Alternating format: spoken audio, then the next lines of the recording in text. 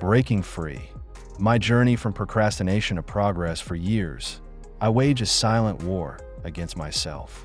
A war fueled by two relentless enemies: procrastination and perfectionism. They were cunning adversaries, whispering insidious doubts, planting seeds of fear, and ultimately holding me captive in a cycle of inaction. Maybe you know the feeling. That heavy, sinking sensation when you know you should be doing something, but you find yourself endlessly scrolling, cleaning, or engaging in any other activity that isn't the task at hand. I understood the irony, of course. I wanted to achieve, to create, to contribute. I had dreams, ambitions, and a burning desire to make my mark. But the path forward seemed shrouded in a fog of what-ifs. What if I failed? What if my work wasn't good enough? What if I was judged? These anxieties weren't just fleeting thoughts. They were paralyzing. Perfectionism convinced me that anything less than flawless was unacceptable. And because flawless felt unattainable, I often didn't even start. Procrastination became my shield, a way to avoid confronting the potential disappointment of not living up to my own impossibly high standards. The truth is, I was trapped by my own thinking, by my own fear. And the longer I stayed trapped, the more my confidence eroded.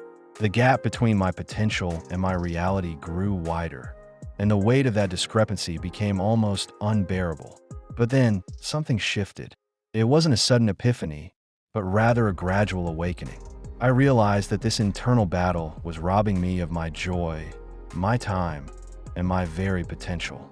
I was so focused on avoiding failure that I was failing to live. The first step, as cliché as it sounds, was acknowledging the problem. I had to admit that my procrastination wasn't just laziness. It was a symptom of a deeper issue: my fear of imperfection. Once I named my demons, I could start to fight them, erase what I learned, and what helped me begin to break free. Embrace good enough. This was the hardest lesson. I had to actively challenge my perfectionistic tendencies. I started telling myself, done is better than perfect. I focused on completing tasks, even if they weren't exactly as I envisioned them.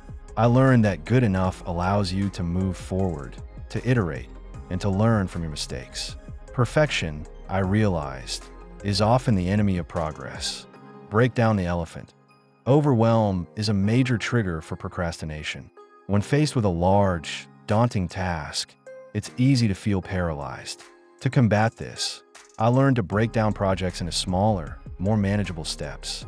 Instead of thinking about writing an entire book, I focused on writing one paragraph.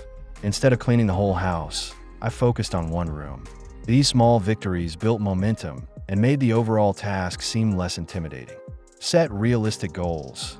My perfectionism often led me to set unrealistic goals, which inevitably led to discouragement.